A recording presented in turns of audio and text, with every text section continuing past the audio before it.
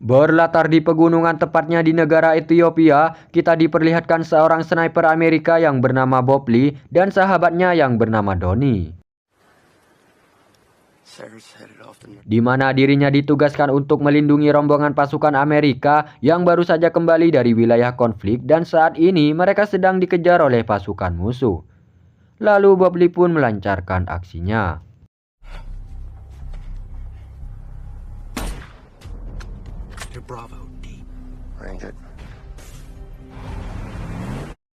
Setelah berhasil menumbangkan musuh, Bob Lee dan Donnie yang berniat ingin kembali, mereka mendapatkan perintah untuk tetap melindungi pasukan. Bob Lee pun mulai menumbangkan satu persatu pasukan musuh yang semakin banyak berdatangan.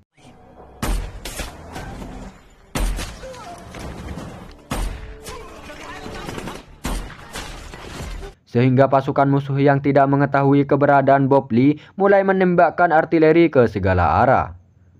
Bob Lee dan Donnie yang terdesak mencoba meminta bantuan kepada markas, namun mereka tidak menghiraukannya, justru atasan mereka menyuruh mematikan alat komunikasinya.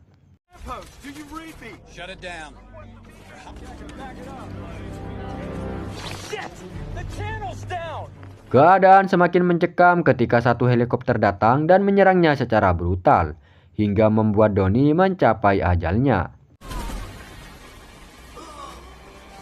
Bob Lee pun sangat terpukul atas kepergian sahabatnya. Tak punya banyak waktu, Bob Lee segera mengambil senapan yang lebih besar. Dengan keahlian, kemampuan, dan kehebatannya, dia berhasil menembak jatuh helikopter tersebut. 3 tahun kemudian, kita diperlihatkan Bob Lee yang ternyata masih selamat dari kejadian hari itu. Sekarang dirinya telah pensiun dan memilih tinggal di tengah hutan bersama dengan anjing kesayangannya. Di lain sisi, di kantor pemerintahan Virginia, 3 orang petinggi yang dipimpin oleh Kolonel Isaac sedang menelusuri latar belakang Bob Lee. Yang tak lama, mereka langsung mendatangi kediaman Bob Lee.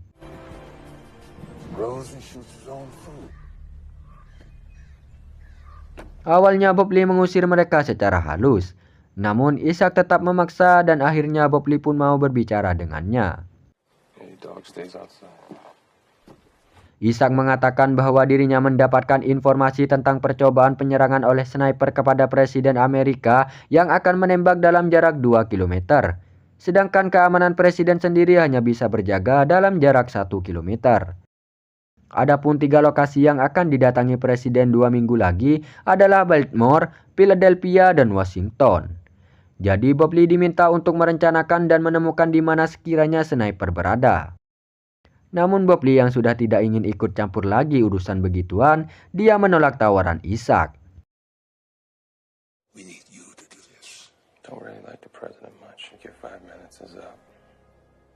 Sebelum Isaac pergi, Bob Lee yang tertarik dengan mesin mobil yang dikendarai Isaac, dia memotretnya. Lalu Isaac pun pergi. Di saat sendirian, Bob Lee penasaran apakah bisa menembak dalam jarak 2 km. Bob Lee pun mencobanya.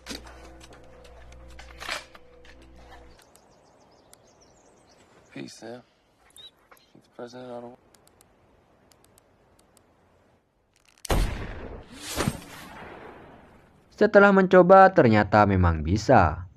Alhasil, Bob Lee yang khawatir pun menyetujui tawaran Isaac. Bob Lee mulai mengamati 3 lokasi umum yang akan didatangi Presiden.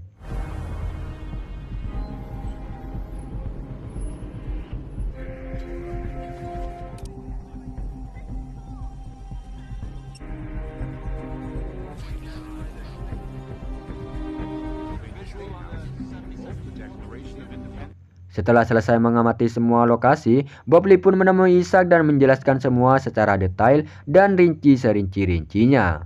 Dan Philadelphia lah yang berpeluang sangat besar bagi kesuksesan sniper itu dalam membunuh presiden. Isaac sangat terkesan atas penjelasan yang Bob Lee berikan. Lalu dia meminta Bob Lee menemaninya mengintai di saat presiden berpidato nanti. Tibalah waktu Presiden berpidato, semua keamanan mulai berjaga di posisinya masing-masing, sedangkan Bob Lee kini terlihat sedang bersama Ishak di salah satu gedung untuk melakukan pemantauan. Yang tak lama, datang seorang polisi setempat ke ruangan Bob Lee berada, dia bernama Timmons. Di saat Bob Lee sudah menghitung waktu yang tepat bagi sniper menembak, tiba-tiba ternyata Bob Lee dijebak oleh Ishak, seakan-akan Bob Lee lah pelaku penembakan tersebut. Di ruangan tadi tempat Bob Lee berada, anak buah Ishak mulai mengosongkan ruangan tersebut dan meletakkan senapan milik Bob Lee yang berhasil ia curi di tempat tinggal Bob Lee. Kembali ke Bob Lee yang luka parah, dengan sekuat tenaga ia kabur dari lokasi tersebut. Sedangkan pasukan keamanan mulai dikerahkan untuk mengepung Bob Lee. Di saat bertemu salah satu agen FBI yang sedang berjaga, Bob Lee terpaksa menghajarnya dan mengambil mobilnya. Sambil menahan rasa sakit, dia lanjut kabur dari lokasi tersebut. Untuk menghindari kehabisan darah, Bob Lee menerobos masuk ke tempat cuci mobil otomatis, lalu dia segera mengambil peralatan P3K yang berada di bagasi mobil, di mana itu merupakan prosedur wajib FBI. Selesai menunda pendarahan, Bob Lee lanjut kabur dari sana. Pengejaran pun terus dilakukan oleh pasukan keamanan, terlihat Bob Lee yang masih kabur sambil menahan rasa sakitnya. Dirinya kini benar-benar terkepung baik dari darat maupun udara. Di saat Bob Lee terpojok,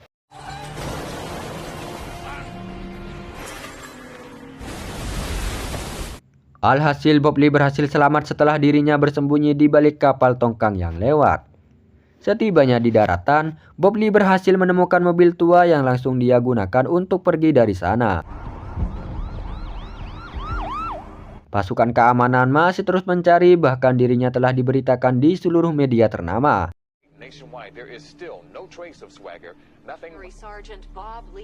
Singkat cerita, Nick kini telah dipanggil atasannya karena sudah dianggap merusak nama baik FBI.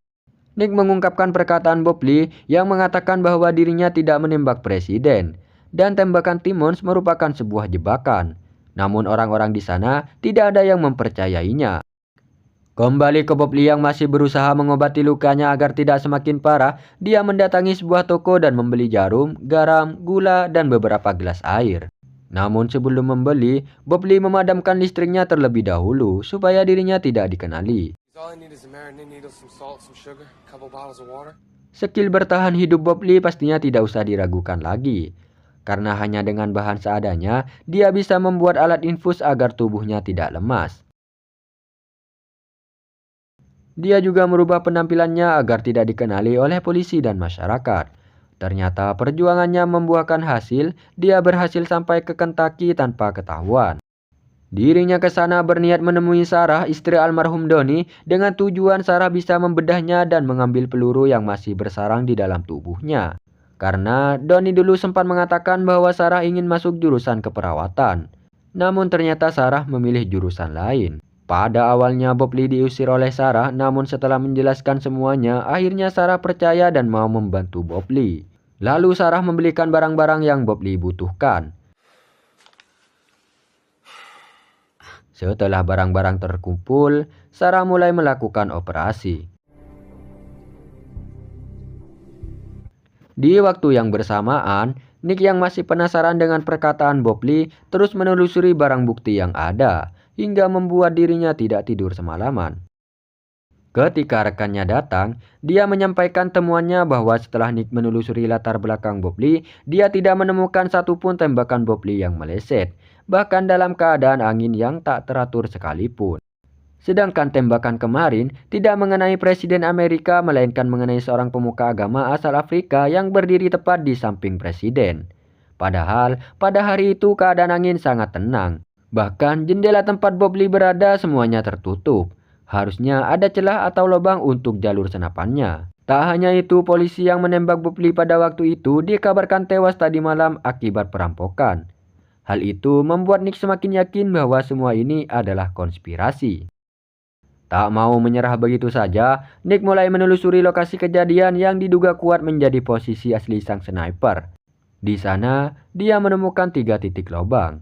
yang setelah ditanyakan kepada temannya yang ahli senjata, dia mendapatkan ketidaksamaan dengan barang bukti senjata milik Bob Lee. Namun tentunya pergerakan Nick kini mulai dicurigai oleh anak buah Ishak. Setelah mendapatkan penanganan dari Sarah, Bob Lee kini keadaannya semakin membaik. Namun dia mendapatkan kabar buruk bahwa anjing kesayangannya telah ditembak oleh polisi saat menggeledah rumahnya. Bob Lee yang kesal dan sakit hati berniat akan membakar semuanya. Di malam harinya, Bob Lee terpaksa meminta bantuan lagi kepada Sarah. Belum sempat mengucapkan permintaannya, Sarah langsung menyanggupinya. Bahkan Sarah siap melakukan apa saja yang Bob Lee butuhkan, karena hanya Bob Lee lah sahabat terbaik Donnie. Keesokan harinya, terlihat Sarah sedang menyamar dan menghampiri Nick yang sedang berada di sebuah kafe. Ia mengatakan bahwa dirinya pernah bertemu Bob Lee dan menceritakan kejadian sebenarnya. Lalu Sarah memberikan foto nomor polisi kendaraan milik Ishak yang dulu sempat Bob Lee foto. Nick pun mulai melacak nomor polisi tersebut menggunakan fasilitas kantor. Yang tentunya Ishak dan anak buahnya mencurigai Nick. Dan benar saja, saat sedang berjalan, Nick diculik dan disiksa oleh anak buah Ishak. Bahkan anak buah Ishak telah mempersiapkan alat khusus supaya kematian Nick dikira bunuh diri. Namun ketika hendak mengeksekusi,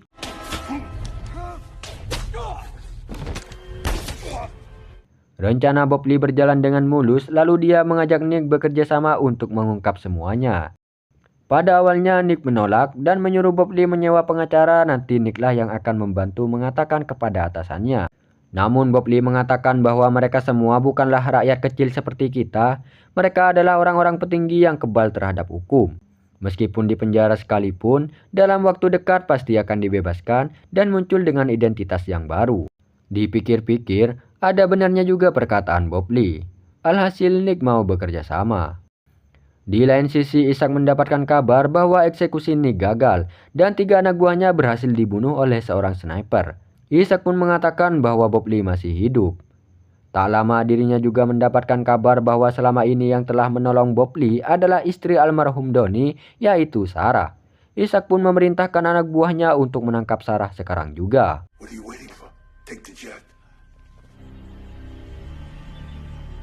Kembali ke Bob Lee dan Nick yang kali ini pergi ke Tennessee untuk menemui pakar senjata dan menanyakan terkait penembakan tersebut. Lalu Bob Lee menanyakan apakah ada seseorang yang bisa menembak dari jarak 2 km. Kakek itu mengatakan tidak ada. Saat ini hanyalah Bob Lee yang memiliki kemampuan tersebut, sedangkan yang lainnya sudah meninggal. Namun ada 1 orang, tetapi dia sudah tidak menembak lagi karena sudah cacat seumur hidup. Ternyata Bob Lee pernah bertemu dengan orang tersebut. Dia adalah salah satu anak buah Ishak yang bernama Michael. Nick pun bergegas menghubungi rekannya untuk melacak keberadaan Michael. Tak butuh waktu lama, rekan Nick langsung memberikan kabar tentang keberadaan dari Michael. Namun, Ishak tentunya sudah mengetahui hal tersebut, bahwa Bob Lee pasti akan mencari penembak aslinya. Lalu Ishak berencana akan menjadikan Michael umpan, yang nantinya Bob Lee akan dikepung oleh pasukan terbaik Ishak. Ishak juga meminta izin kepada Careless yang juga terlibat dalam konspirasi tersebut. Tak hanya itu, anak buah Ishak ternyata berhasil menangkap Sarah yang pastinya dia akan disiksa. Kembali ke Bob Lee yang sudah sampai di lokasi Michael berada, namun dia tidak langsung menyerangnya karena dia tahu kalau itu pasti sebuah jebakan dari Ishak. Mengetahui hal tersebut, Bob Lee dan Nick mulai mempersiapkan sesuatu. Terlihat mereka sedang berbelanja barang-barang yang lumayan banyak. Ternyata dengan barang-barang tersebut, mereka berhasil merakit bom dengan kontrol jarak jauh. Lalu Bob Lee juga melatih Nick menggunakan senjata jarak jauh karena hal itu sangat penting bagi kelancaran misinya. Waktu penyerangan pun tiba. Nick ditugaskan memantau dari jarak jauh menggunakan senapan runduk dan mereka akan berkomunikasi menggunakan radio rakitannya. Sedangkan Bob Lee sendiri maju dan menghajar satu persatu penjaga sembari meletakkan bom yang telah diperhitungkan.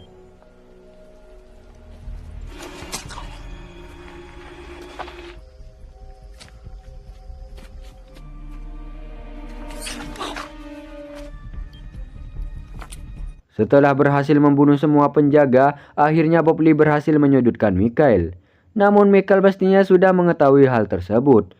Lalu dia menceritakan semuanya bahwa target yang akan dibunuh bukanlah presiden melainkan pemuka agama asal Afrika.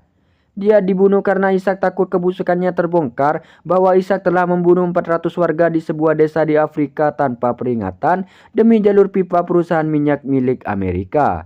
Namun bukan Ishaklah pemimpinnya, dia hanyalah tangan kanan dari sang senator yang bernama Charles. Selesai menjelaskan semuanya, Mikhail pun langsung bunuh diri. Sedangkan di luar, anak buah Ishak mulai berdatangan dan mengepungnya. Bob Lee menyuruh Nick berpindah ke posisi B sesuai rencana, lalu dia pun bersiap.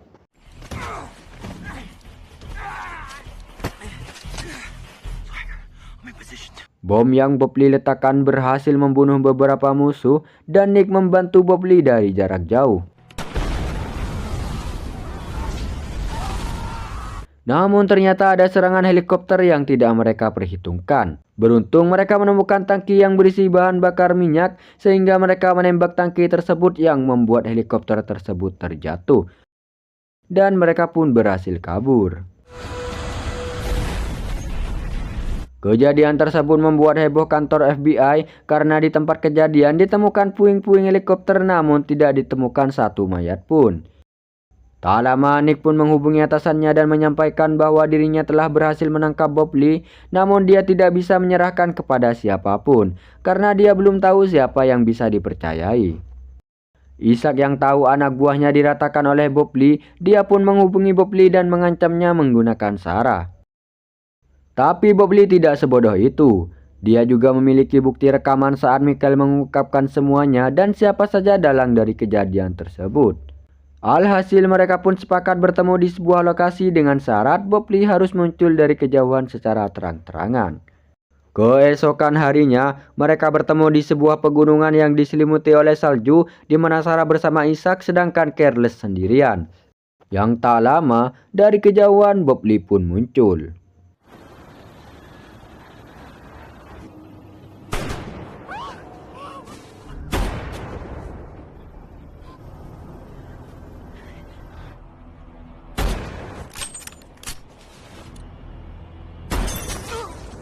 Ternyata yang muncul adalah Nick dan dia juga telah menggunakan pengaman baja. Ya, Bob Lee tentunya sudah tahu apa yang akan Ishak lakukan. Bahkan Bob Lee berhasil menghancurkan tangan anak buah Ishak.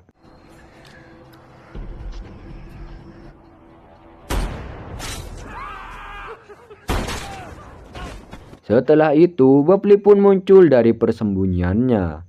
Bejir, keren banget ya. Sarah yang trauma langsung membunuh anak buah Ishak yang menangkapnya karena dirinya tak hanya disiksa tetapi juga dilecehkan. Akhirnya Charles pun kagum dengan kemampuan Bob Lee. Dia justru menawarkan Bob Lee pekerjaan dengan gaji yang sangat besar.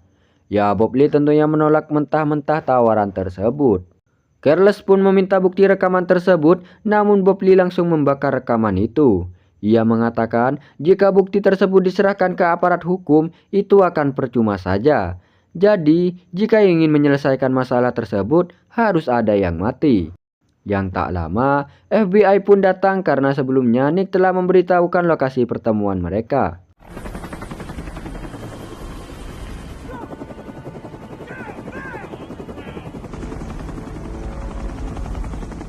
Singkat cerita, beberapa waktu kemudian, Bob Lee disidang di sebuah ruangan khusus yang dipimpin langsung oleh Jaksa Agung. Di sana juga ada pimpinan FBI, Ishak, Nick, dan juga Sarah. Lalu sang Jaksa Agung meminta Bob Lee untuk mengutarakan statementnya. Dan disinilah Bob Lee mengungkapkan semuanya. Mulai dari peluru yang ditemukan pada target yang ternyata memang milik Bob Lee, namun peluru tersebut diambil secara diam-diam waktu Bob Lee latihan menembak 1 minggu sebelum kejadian. Sebelum memasuki ruangan, Nick sempat menjabat tangan Bob Lee dan diam-diam menitipkan sebuah peluru karena itu sebagai bukti kuat bahwa bukan Bob Lee lah pelakunya. Karena setelah peluru tersebut dimasukkan ke dalam senapan, lalu saat Bob Lee menarik pelatuknya, tidak terjadi apa-apa. Karena semua senjata milik Bob Lee yang ada di rumah setiap selesai dipakai diatur secara khusus agar tidak bisa digunakan, dan hal itu tidak ada yang mengetahui kecuali dirinya. Walau demikian, semua bukti-bukti itu tidak dapat membuktikan siapa pelaku sebenarnya. Lalu Nick menunjukkan bukti pembantaian di Afrika, namun jaksa agung ini wewenangnya hanya di Amerika, bukan internasional. Pada akhirnya, Bob Lee pun dinyatakan tidak bersalah dan dia pun dibebaskan. Tetapi Careless, Isaac, dan anak buahnya tetap bebas walaupun sudah melakukan banyak hal keji. Beberapa waktu kemudian, Careless, Isaac, dan anak buahnya yang sedang bersantai di villa, mereka dikagetkan dengan serangan Bob Lee. Karena jika hukum sudah tumpul, maka peluru Bob Lee lah yang masih tajam.